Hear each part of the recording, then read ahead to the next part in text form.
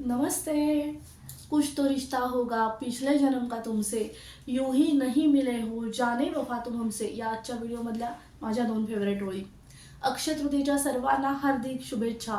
अक्षय तृतीयेच्या दिवशी केलेलं दान धर्म पुण्यकर्म जप तप वाचन पारायण हे सारं जितकं आपल्याला अक्षय पुण्याची प्राप्ती करून देतं, म्हणजे आजच्या दिवशी केलेल्या उपासनेचा तपश्चर्येचा कधीही क्षय होत नाही. ते सदैव आपल्यासोबत राहतं, ते पुण्यकर्म आपल्या खात्यात जमा होतं. हे जितकं खरं आहे तितकंच खरं हे सुद्धा आहे की फक्त तिथी किंवा फक्त उपासना फक्त तपश्चर्या किंवा फक्त तुमचा निस्सीम भाव तुम्हाला सर्व सुखांची प्राप्ती करून देऊ शकत नाही. त्यासाठी इतरही काही गोष्टींचा विचार करावा लागतो. तेच मी अनेकांच्या अनुभवातून जे मला कळलं ते तुमच्यासमोर मांडण्याचा आज प्रयत्न करते. मी प्रोफेशनल स्पीकर नाही किंवा स्वयंपाक आणि लिखाण या दोन गोष्टींना मी प्रचंड आळशी असल्यामुळे की माझं प्री प्लॅन काहीच नसतं. मी स्क्रिप्ट लिहून काढलं आहे, मग पाठांतर केलं आहे, मग बोलते असं होत नाही.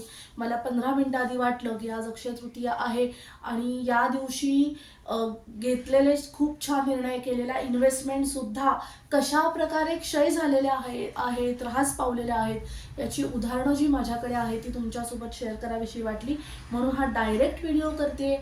बोलण्यामध्ये काही अवांतर होऊ शकतं, काही उणीव असू शकते, तर मोठ्या मनाने सांभाळून घ्या. आणि आवडत असेल तर माझ्या यूट्यूब चॅनल बरजरी चिंध्या ह्याला लाईक करा, शेअर करा, सबस्क्राईब करा. आणि हा जर व्हिडिओ छान झाला तरच मी यूट्यूबवर अपलोड करणार आहे. कारण पहिले आपले ग्रुप मेंबर्स मला ग्रुपवर किंवा पर्सनली कमेंट करतातच, प्रतिसाद देतातच. त्याच्यावरून मला कधी कधी कळतं की हा पात्रतेचा आहे की नाही आहे सोशल मीडियासाठी, आणि मग मी तो व्हायरल करणार आहे. कारण याच्या आधीचे जे होते सगळे माझ्या प्रोफेशनशी रिलेटेड होते ते मी सगळे डायरेक्ट अपलोड केले. हा आजचा व्हिडिओ खरं तर माझ्या सगळ्या ग्रुप मेंबर्ससाठी, माझ्या नातेवाईकांसाठी, आणि जर तिथून मला पॉझिटिव्ह रिस्पॉन्स आला तर मी हा यूट्यूबवर अपलोड करेन. ओके, तर सर्वात पहिलं अक्षय तृतीया म्हटलं की सोनं खरेदी, अक्षय तृतीया म्हटलं की लग्नाचा मुहूर्त, अक्षय तृतीया म्हटलं की इन्व्हेस्टमेंटसाठी प्रॉपर्टी खरेदीसाठी सर्वोत्तम दिवस. हे जरी खरं असेल तरी सुद्धा आपण एक एक टॉपिक बघूया आता. तर सुवर्ण खरेदी करायची आहे. अक्षय तृतीयेचा मुहूर्त जो 3.5 मुहूर्तांपैकी एक आहे तो मला चुकवायचाच नाही. त्या दिवशी सोनं घेतलं नाही म्हणजे बाप रे लक्ष्मी नाराज होईल किंवा माझी भरभराट होणार नाही असं काहीही नसतं. जर तुमची फायनान्शियल कॅपॅसिटी आता नसेल, हा तुमचा जर सोनार फारच खात्रीचा आहे, तो तुम्हाला गोल्ड कॉईन देतोय 1 ग्रॅम 5 ग्रॅम आणि तो तुम्हाला पैशांसाठी थांबतोय, तर तुम्ही नक्की घ्या. थोडंसं त्याला ॲडव्हान्स द्या आजच्या शुभ मुहूर्ताचं आणि नंतर तो थांबणार असेल तर. पण जर तुमच्याकडे आज आज हातात पैसे नाहीत आणि तुम्ही ओढून ताणून ते घ्यायला जाताय, डेफिनेटली तुम्हाला जर खात्री आहे की उद्या माझ्याकडे एक मोठी अमाऊंट येते तर तुम्ही घ्या. पण तरीसुद्धा मी सांगेन की अंथरूण बघून पाय पसरा. त्या मुहूर्ताचं म्हणजे तो मुहूर्त पाळण्यासाठी फार ओढाताण नको. कारण अशा प्रकारे घेतलेलं सोनं सुद्धा ती आर्थिक तंगी कुटुंबाला इतकी फेस करावी लागते, पुढचे काही महिने त्या ॲडजस्टमेंट एवढ्या कराव्या लागतात त्या कुटुंब प्रमुखाला. तर मला असं वाटतं की जर तुमच्या कुटुंब प्रमुखाची ती फायनान्शियल कॅपॅसिटी नसेल, कारण अक्षय तृतीया ज्या दरम्यान येते एप्रिल मे त्याच्यानंतरच मुलांचे पुढचे ॲडमिशन्स समोर आलेले असतात. हायर एज्युकेशन्स असू देत किंवा अगदी साधे इंग्लिश मिडियमचे ॲडमिशन असू देत, खूप मोठी फी लागते, डोनेशन लागतं. किंवा याच दरम्यान ना बदली झालेल्यांचं ट्रान्सफर म्हणजे शिफ्टिंग होणार असतं, की नवऱ्याची बदली झाली पण मुलांच्या परीक्षा आटपल्या की आपण शिफ्ट होणार आहोत दुसऱ्या शहरात, मग तो शिफ्टिंगचा खर्च असतो. आणि असे अनेक खर्च असतात जे कुटुंब प्रमुखाच्या डोक्यात असतात. आणि त्या स्त्रीच्या डोक्यात इतकंच असतं अक्षय तृतीया मला सोनं घ्यायचं आहे. तर प्लीज असा अट्टाहास करू नका. कुटुंब प्रमुखाला ताण येईल किंवा फायनान्शियल तुमचं थोडंसं डिस्टर्ब होईल असं काही करायची गरज नाही आहे. तुम्ही हा जर मुहूर्त मानताय ना तर बस साधी लक्ष्मीची प्रतिमा असेल तिचं मनोभावे पूजन करा. छानपैकी आंबे मोहर इंद्रायणीचा सुगंधी 1 किलो तांदूळ त्या दिवशी घरात घेऊन या, तो कलशामध्ये ठेवा, त्याच्यावर नारळ ठेवा.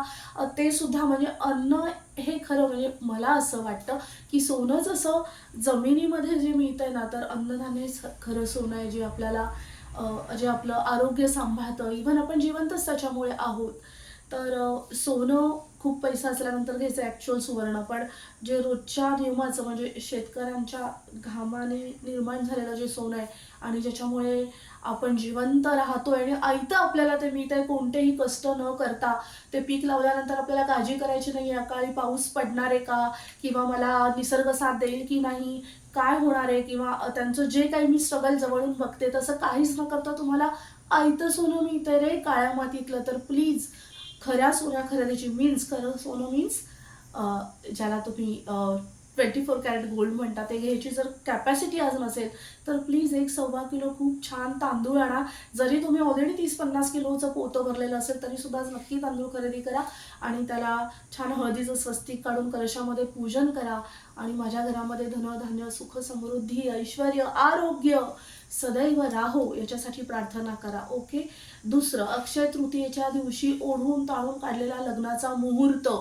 पण तो जर पार्टनर, भले तुम्ही या तिथीसाठी सगळा गोंधळ घालून हे लग्न केलं असेल, पण त्या दोघांमधला एक पार्टनर जर असा असेल की त्याच्या आयुष्यात जे कोणी कधीही येत राहील त्याला कुछ तो रिश्ता होगा, पिछले जन्म का तुमसे, यूं ही नहीं मिले हो, जाने वफा तुम हमसे, अशी जर त्याची अंधश्रद्धा असेल की काहीतरी नातं आहे म्हणून ही माझ्या आयुष्यात आली, म्हणून मला हिच्याविषयी अट्रॅक्शन वाटतंय, अशा प्रकारे तो असेल तर या अक्षय तृतीयेच्या दिवशी केलेलं लग्न छान टिकेल का?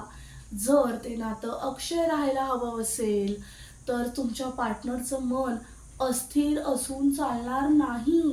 स्थिर मन, छान निर्णय क्षमता, दोघांचं एकमेकांना अनुकूल असणं, समजावून घेणं, एकमेकांना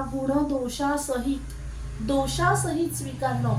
ठीक आहे, तुमच्या पार्टनरचं मन चंचल आहे तो इकडे तिकडे फुलपाखरा जर का फिरणारा, पण तुमच्यामध्ये पेशन्स असायला हवेत.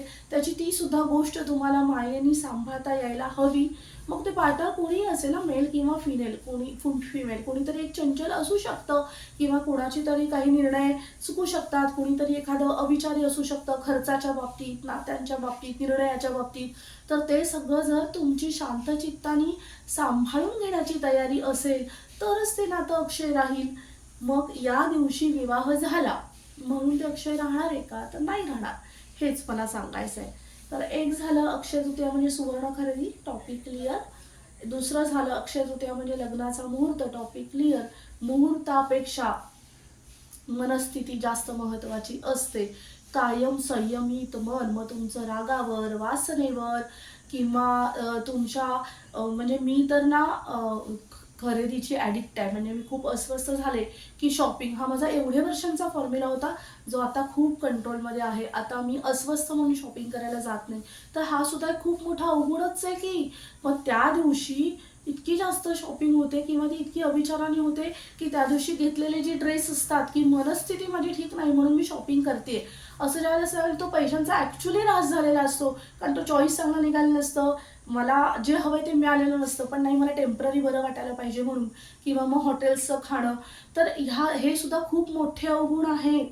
तर हे असे काहीही अवगुण, म्हणजे जरुरी नाही की पार्टनर तुमचा कुठेतरी अफेअर्स करणारा असेल हाच की अवगुण नाही आहे. हे असे सुद्धा अवगुणच असतात की जे संसाराला त्रासदायक असतात. तर या सगळ्या गोष्टींची जबाबदारी स्वतःला घेता आली पाहिजे की मी जे चुकते किंवा माझ्याकडनं जे नुकसान होतं ते माझी स्वतःची भरून काढायची तयारी असली पाहिजे, किंबहुना पात्रता असली पाहिजे. आणि कुटुंबियांचं सुद्धा ते सांभाळून घेण्याची थोडीशी मानसिक स्थिती असली पाहिजे की त्याच्यावरून भांडण होता कामा नये की तू इतकी खरेदी का केलीस, कशाला एवढं आणलंयस किंवा कशाला हॉटेलचं खातेस. तिची त्यावेळची इमोशनल नीड असते की बरं, माझी आणि माझ्या बऱ्याच जणांचं मी बघितलंय की नाही आता मी काही समजून नाही खाल्लं तर मला बरं नाही वाटणार आहे. तर असे खूपच गुणदोष असतात. जरुरी नाही की व्यसन म्हणजे मोठंच असलं पाहिजे, व्यसन म्हणजे जुगाराचंच असलं पाहिजे, दारूचंच असलं पाहिजे, असं नाही. ही सुद्धा व्यसनच आहेत जी संसाराला त्रासदायक असतात. सांगण्याचं तात्पर्य हे की अक्षय तृतीयेच्या केलेल्याच दिवशी लग्न टिकतं असं काहीही नाही आहे. तुम्ही कधीही लग्न करा, पण तुम्हाला जोडीदारांचे किंवा कुटुंबियांच्या ज्या काही विकृत सवयी असतील तर त्या सगळ्यांचाही जर तुम्ही स्वीकार करणार असाल तर ते नातं कधीही, इव्हन तुम्ही पितृपक्षात लग्न केलं तरी ते लग्न टिकेल. फक्त तुमची ही सगळी गोष्टी सांभाळण्याची तयारी असायला पाहिजे. ओके. तिसरं महत्त्वाचं राहिलं प्रॉपर्टीची खरेदी. मी स्वतः तो गाढवपणा केलाय आणि मी अनेकांचा पाहिलाय की अक्षय तृतीयेला घेतलेली जमीन, अक्षय तृतीयेला घेतलेली प्रॉपर्टी म्हणजे आयुष्यभर आपल्याला सुख देणार, लाभणार, यासाठी त्या तारखेच्या आधी लोन पास करणं, मग भले ते पर्सनल बँकांचं असेल आणि त्या दिवशी तो चेक नेऊन देणं आणि त्या दिवशी त्या प्रॉपर्टीच्या इथे जाऊन मनोभावे पूजा करणं. इव्हन अक्षय तृतीयेला कुंभदान, जलकुंभदान केला जातो. तर मग तिथे त्या पितरांना सुद्धा, त्या जागेचे जे कुणी मूळ मालक असतील त्यांच्यासाठी आदराने प्रार्थना करणं, इतका प्युअर थॉट, इतकं शुद्ध अंतःकरणाने सगळं केलेलं असताना सुद्धा मी 12च्या भावात गेलेली आहे. आणि टोटल 12च्या भावात 2 वर्ष झाली. 2 वर्षापूर्वीच्या अक्षय तृतीयेची ही मी गोष्ट सांगते. आणि होप सो की आम्हाला आमची जी काही मूळ अमाऊंट होती त्याच्या मोबदल्यात एक जमीन मिळण्याची शक्यता आहे. अजूनही शाश्वती नाही, पण निदान ते दादा प्रयत्न करतायत ऑनेस्टली. जे आमचे ज्यांच्याकडे आम्ही ती जागा घेतली त्यांचा प्रयत्न तरी सुरू आहे. पण करंट सिच्युएशन ही की अक्षय तृतीयेच्या दिवशी मी त्या जागेचं पूजन करते, अक्षय तृतीयेच्या दिवशी मी त्या जागेसाठी पैसे देते, हे सगळं केलेलं असून त्यांच्याकडे एवढे काही प्रॉब्लेम झाले त्यांच्या त्या कार्यक्षेत्रामध्ये आणि इतर गोष्टींमध्ये, की माझी जी स्वतःची मी फ्लॅट वगैरे विकून घेतलेली जागा होती, कारण माझं मातेवर प्रचंड प्रेम आहे. मला असं वाटतं की स्वतःची जागा असायलाच हवी.